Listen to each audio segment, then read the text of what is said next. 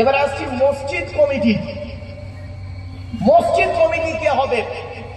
আমি আপনাদের হাতে ধরে বলে যাচ্ছি নদিয়ার মানুষদেরকে, যাকে তাকে মসজিদ কমিটি করবেন না, যাকে তাকে মসজিদের সভাপতি, সেক্রেটারি, কেশিয়ার কমিটি করবেন না। আপনাদের আমি হাতে ধরে বলে যাচ্ছি, আমি কোরআনের দলিল দিয়ে যাচ্ছি বাবা, ভয় করার কোনো কারণ নেই। আমি কোরআনের পৃষ্ঠা, পারা, লাইন, আয়াত সব বলে দিচ্ছি, চিন্তার কোনো কারণ নেই। ছোট্ট একটা উদাহরণ আপনাদের দিই, উদাহরণটা দিলেই ক্লিয়ার হবে। আপনাদের এখানে জুম্মা মসজিদ আছে? জুম্মার দিনে একজন মুসলিম যুবক ছেলে সাদা পায়জামা, পাঞ্জাবি, সাদা টুপি পরে মসজিদে উঠেছে জুম্মার নামাজ পড়তে, প্রচুর পরিমাণ বাংলা মদ খেয়ে। কি মদ? বাংলা মদ খেয়ে ছেলেটা মসজিদে উঠেছে। আপনারা তাকে কি করবেন? বলুন বলুন। বের করে দেবেন? ছেলেটি বের হতে না চাইলে মেরে বের করে দেবেন। ছেলেটির অপরাধ, মসজিদ খাবার পবিত্র স্থান, মদ হারাম খাবার, হারাম খাবার খেয়ে পবিত্র স্থানে উঠেছে, তাই তাকে বের করে দিলেন। বের হতে চাইল না, মেরে বের করে দিলেন। সত্যি নদিয়া জেলার মানুষ কতই না শান্ত ভদ্র মানুষ। এ মুসলমান, মসজিদে মদখোরকে মসজিদ থেকে মেরে বের করে দিলে আর সুদখোরটাকে মসজিদের সেক্রেটারি বানিয়ে দিলে, মদখোরকে মসজিদ থেকে মেরে বের করে দিলে আর জেনাখোরটাকে সভাপতি বানিয়ে দিলে, মদখোরটাকে মসজিদ থেকে মেরে বের করে দিলে আর লোকের জমির আলচুরি করেছে, 2 নম্বরি করে লোকে ঝেড়ে মেরে মসজিদ হওয়ার সময় 1 লাখ টাকা দিয়েছে বলে তাকে সভাপতি বানিয়ে দিলে। ও হলো আপনাদের খাতায় সভাপতি, আল্লাহর খাতায় মসজিদ কমিটিও নয়। ছোট্ট একটা উদাহরণ, মসজিদ কার ঘর? কোরআনের দলিল, ওয়ান্নাল মাসাজিদা লিল্লাহি ফালা তাদউ মা আল্লাহি আহাদা। 29 নম্বর পারা, সূরার নাম সূরা জিন। আল্লাহ বলছেন মসজিদ হলো আল্লাহর ঘর, আল্লাহ ছাড়া কারোর ইবাদত, আরাধনা, উপাসনা করিও না। এখন আমি আপনাদের প্রশ্ন করছি, মসজিদ যদি আল্লাহর ঘর হয়, মসজিদের কমিটি করবে কে? বলুন। আর কে করবে? যার ঘর সে করবে তো? কে করবে? আল্লাহ করবে। আল্লাহ মসজিদ কমিটি করে দিয়েছে কোরআনে। আপনি জানেননি তাই?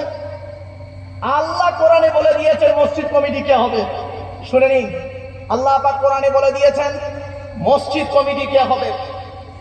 10 নম্বর পারা, কত কত কত 10 নম্বর পারা, 8 নম্বর পৃষ্ঠা, 9 নম্বর লাইনে, সূরার নাম সূরা তাওবা, 18 নম্বর আয়াতে আল্লাহ বলেছেন, আমি বলিনি, আমি আজকে ট্রান্সলেটরের কাজ করছি। ইন্নামা ইয়ামুরু মাসাজিদাল্লাহ মান আমানা বিল্লাহ ওয়াল ইয়াউমিল আখির ওয়া আকামাস সালাত ওয়া আতাজ যাকাত ওয়া লাম ইয়াখশা ইল্লাল্লাহ ফাসা উলাইকা আন ইয়াকুনু মিনাল মুহতাদিন। এই 5টা গুণ যার মধ্যে থাকবে সেই লোকটা মসজিদ কমিটির দায়িত্ব নেওয়ার যোগ্য ব্যক্তি। সেই লোকটা মসজিদ কমিটি হতে পারবে, 5টা গুণ যার মধ্যে থাকবে। কি কি? 1 নাম্বার, মান আমানা বিল্লাহ, যে ব্যক্তি 100%, কত পার্সেন্ট? 100% আল্লাহকে বিশ্বাস করবে। জোরে বলুন সুবহানাল্লাহ। 2 নাম্বার, যে ব্যক্তি 100% কিয়ামতকে বিশ্বাস করবে। জোরে বলুন। 3 নাম্বার, যে ব্যক্তি 5 ওয়াক্ত নামাজ আদায় করবে। এই কত মসজিদ কমিটি আছে 5 ওয়াক্ত নামাজই পড়ে না, ঠিক না ভাই? ঠিক। মসজিদ কমিটি হবে না। চলুন তাহলে মসজিদ কমিটি হতে গেলে কটা গুণ থাকতে হবে? জোরে বলুন। শিখে যান এখানে। 1 নাম্বার 100% আল্লাহকে বিশ্বাস করতে হবে। 2 নাম্বার কিয়ামতকে 100% বিশ্বাস করতে হবে। 3 নাম্বার হলো 5 ওয়াক্ত নামাজ আদায় করতে হবে। 4 নাম্বার হলো যাকাত আদায় করতে হবে। গরিব হলে আদায় করতে হবে না, যদি ধনী হয় যাকাত আদায় করতে হবে। 5 নাম্বার হলো আল্লাহ ছাড়া কাউকে ভয় করবে না, আল্লাহ ছাড়া কাউকে ভয় করবে না। এই 5টা গুণ যার মধ্যে থাকবে ওই লোকটা মসজিদ কমিটি হওয়ার যোগ্য ব্যক্তি। ছোট্ট একটা উদাহরণ দিচ্ছি আপনাদের, কেউ রেগে যাবেন না। আমরা এমন মানুষ না নিজের পাপের বাটখারা দিয়ে অন্যের পাপ ওজন করি। আমার ভাষা বুঝতে পারছেন? নিজের পাপের বাটখারা দিয়ে, মানে আমরা নিজেরা এত পাপ করেছি, পাপ করে করে বাটখারা করে ফেলেছি। বাটখারা বলেন তো নাকি? নিজের পাপের বাটখারা দিয়ে অন্যের পাপ ওজন করছি, নিজের পাপ ওজন করিনি। মনে রাখবেন, আমি একটা আঙুল আপনাদের দিকে লাগিয়ে বললাম আপনি চিটিংবাজ, ক্ষমা চেয়ে নিচ্ছি, সরি। একটা আঙুল আপনাদের দিকে লাগিয়ে বললাম আপনি চিটিংবাজ। 3টা আঙুল কোন দিকে? নিজের দিকে, মানে টিবিল চিটিংবাজ। ভাববেন, কাউকে কাফের বলতে গেলে ভাববেন, আল্লাহ রাসূল বলেছেন তুমি যাকে কাফের বলছো সত্যিকারের যদি সে কাফের না হয়, বললেওয়ালা নিজে কাফের। খুব সাবধান বাপ আমার, চলে না গিয়ে যাই। এরপরে আসছি, আমরা এমন মানুষ না, আমরা এমন মানুষ দুধওয়ালা লোকের বাড়ি বাড়ি যায়, দুধ কিনে কেউ খেতে চায় না। মদওয়ালা দোকান দিয়ে বসে থাকে, মদওয়ালা দোকান দিয়ে কৃষ্ণনগরে বসে আছে, মোটর সাইকেলে তেল পুড়িয়ে মদ কিনে খেয়ে মারামারি করে রমজান মাসে হাজি সাহেবের বেটা লুকানো ঘরে লকাবে চুম মেরে বসে আছে। মদওয়ালা কোথায় গিয়েছিল? এই দুধওয়ালা কোথায় গিয়েছিল? ওর বাড়ি গিয়েছিল। আমরা এমন মানুষ না, দুধওয়ালাকে বলি এই দুধে পানি দিসনি তো, আর মদে পানি ঢেলে খায়। আমরা এমন মানুষ না, কৃষ্ণনগরের মানুষ শুনে নিন, নদিয়ার মানুষ, আমরা এমন মানুষ না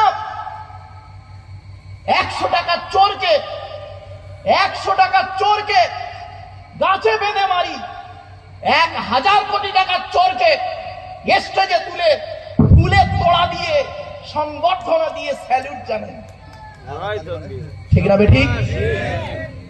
আমরা এমন মানুষ না, চালনি বোঝেন? চালনি, হ্যাঁ বাবা, মা বোনেরা আটা চালে আপনারা কি বলেন? চালনি। আসলে আমি সুগার রোগী তো, অসুস্থ, কয়েকদিন আমি জলসা করতে পারিনি বাপ, অত্যন্ত অসুস্থ মানুষ তো কি করব, তার ভিতরেও আমাকে আসতে হয় বাপ। চলেন, খুব ব্যস্ত মানুষ বাপ, একটু ধৈর্যের পরিচয় দিন। চালনি বোঝেন? চালন। আচ্ছা, চালনের পিছনে কটা ছিদ্র থাকে? অগণিত ছিদ্র। আর সূচের পিছনে কটা ছিদ্র? একটা। তো চালনি একদিন সূচকে বলছে, কে বলছে? চালন। কাকে বলছে? সূচকে বলছে। চালনি সূচকে বলছে এই তোর পিছনে ছিদ্র কেন বল। তা সূচ কি উত্তর দেবে? বল, আমার তো একটা ছিদ্র। চালনি সূচকে বলছে তোর পিছনে ছিদ্র কেন, তা সূচ কি উত্তর দেবে? আমার তো একটা, আর তোর 1000টা। বাপেরা এখানে বসেছেন, এই জলসাটা যেন বেকার না হয় বাপ, আপনাদের হাতে ধরে বলে যাচ্ছি, দয়া করে একটু শুনে যান, আলোচনাটা লস হবে না, আপনাদের হাতে একটু সময় হবে বাপ। হ্যাঁ, একবার তাকবীর দান তো দেখি, নারাই তাকবীর, নারাই তাকবীর। আলহামদুলিল্লাহ, আলহামদুলিল্লাহ।